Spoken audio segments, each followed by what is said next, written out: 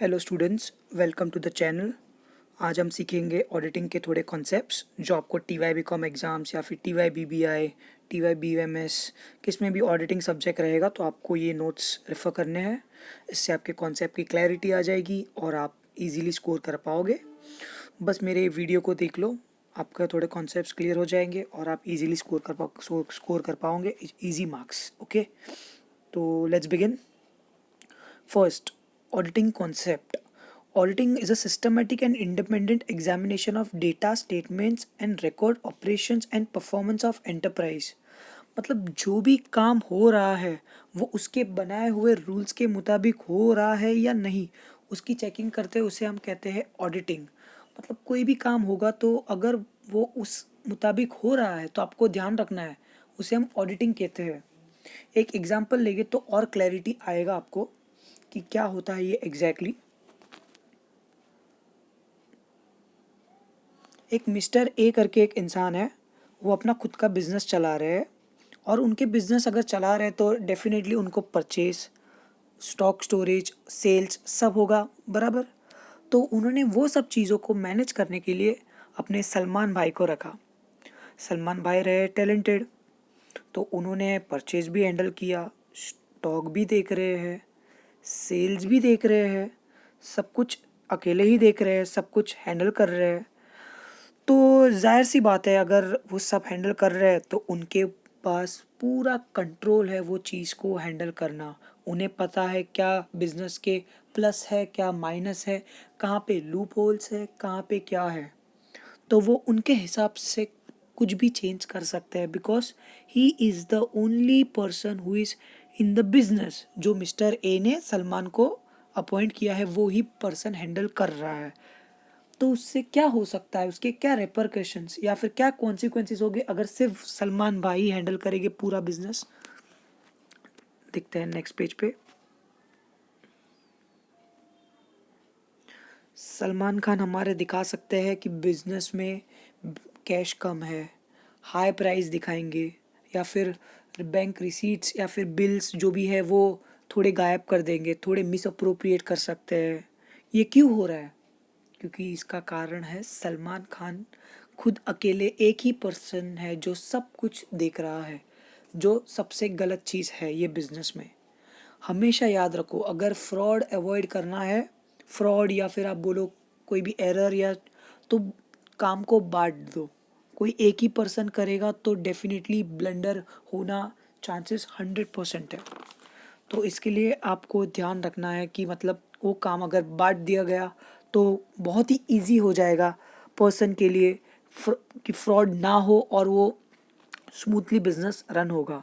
So always keep a practice to keep internal control system in the business. Internal control system क्या है?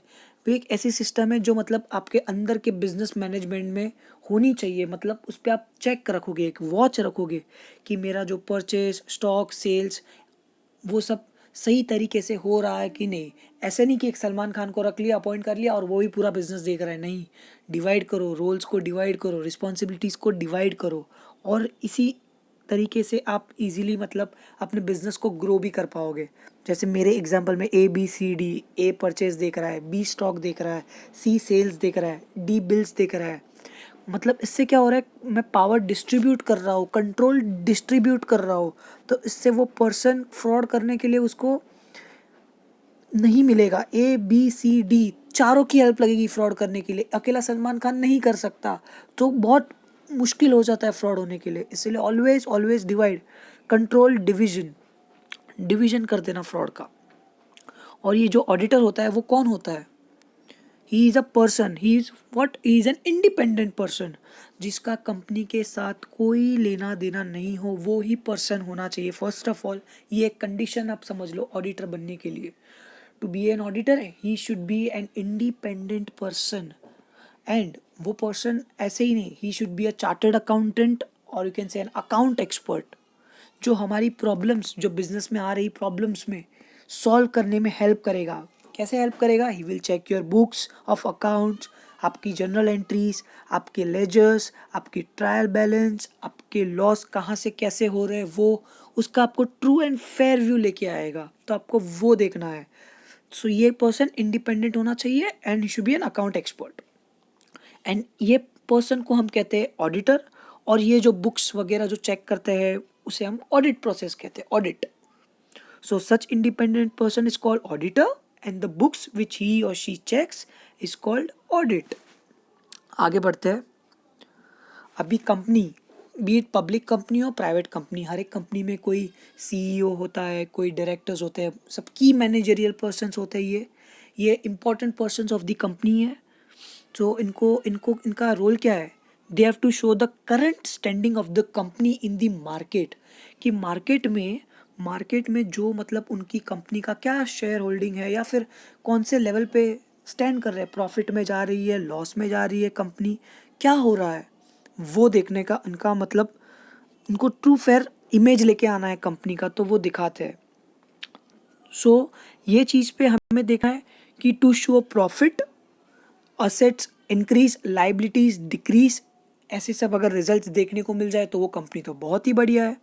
But पता है directors क्या करते हैं?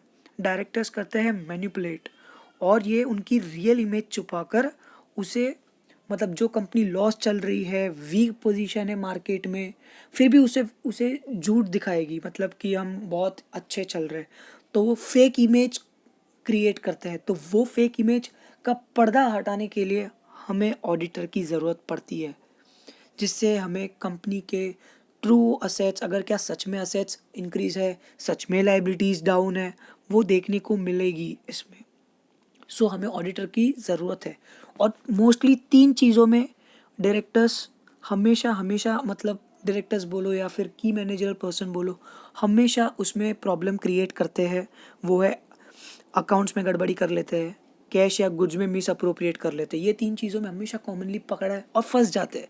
तो ये फंसने के लिए हमें ऑडिटर को अपॉइंट करना है कि ये चीज़ों में पकड़ सके डायरेक्टर को, मैनेजरल पर्सन को। इसके लिए it is the auditor who brings out the true and fair view of profit and loss and balance sheet by keeping an independent view. याद रखना ये चीज़। और एक चीज़, कंपनी कभी भी अपने खुद के एम्प्लॉयज़ में से किसी को नहीं बोल सकती कि चल तू ऑडिटर बन जा या तू कर ले, वैसा नहीं है। It is always an outsider, जैसे मैंने पहले भी बताया, इंडिपेंडेंट पर्सन होना चाहिए। और ये ऑडिटर कैसे चेक करेगा? अब वो उस पर डिपेंड करेगा क्या डॉक्यूमेंट्स है, कैसे है, वो चेक करेगा। या तो वो सैम्पल स्टडी करेगा या तो वो इन डेप्थ स्टडी करेगा।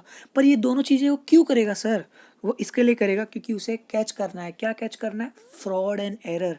बिजनेस में कोई झोल झपाटा तो नहीं चल रहा है, तो वो कैच करने के लिए ये पर्सन चेक करेगा। और ये आफ्टर चेक करने के बाद हम स्कूल में कैसे पढ़ाई वढ़ाई करते हैं, चेक वेक करते हैं, फिर हमारा रिपोर्ट जनरेट होता है, उसी तरह ही ऑडिटर भी सब चेक वगैरह करके एक रिपोर्ट क्रिएट करेगा। अब वो रिपोर्ट के दो इंस्टेंसेस हो गए, या तो वो फुल्ली सेटिस्फाइड होगा या तो फिर वो नॉट फुल्ली सेटिस्फाइड होगा। अगर फुल्ली सेटिस्फाइड रहा तो क्लीन रिपोर्ट, क्लीन चिट मिल गया, चलो ठीक है, ऑल गुड। अगर नहीं सेटिस्फाइड है तो वो रिपोर्ट को हम क्वालिफाइड रिपोर्ट बोलते हैं। क्यों क्वालिफाइड रिपोर्ट बोलते हैं सर? क्योंकि उसमें कुछ डॉक्यूमेंट्स या फिर कुछ इनवॉइसेस वो मिसिंग है, तो वो मिसिंग के कारण हमें उसे हम क्वालिफाइड रिपोर्ट कहेंगे। क्योंकि हम कोई कोई जगह पे मतलब ऑडिटर को लगा कि यार ये चीज़ें सही नहीं है, तो ऑडिटर ये रिपोर्ट करेगा। आज वो थोड़ी देख लेते हैं अभी फीचर्स ऑफ ऑडिटिंग। अभी जो हमने सीखा अभी फ़िलहाल, उसी को ही हम एक फीचर्स के नाम से हम बोलेंगे।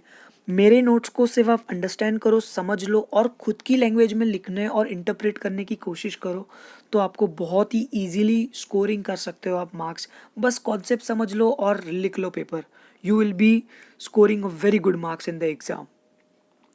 And being college autonomous, it is each and every college having a different amount of portion which is being asked in the exam. So it's better always to understand the concept and give your answer. आगे बढ़ते हैं features of auditing.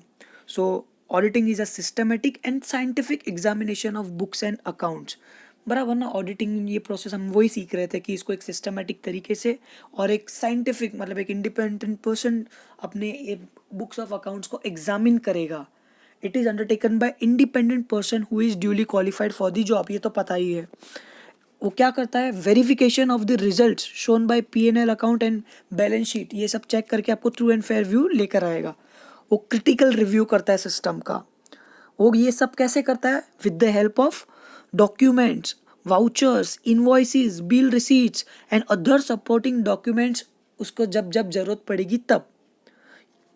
और उसे और एक चीज़ उसको आपको ध्यान में रखनी है, the auditor has the right to inspect, compare, check, review and scrutinise the vouchers.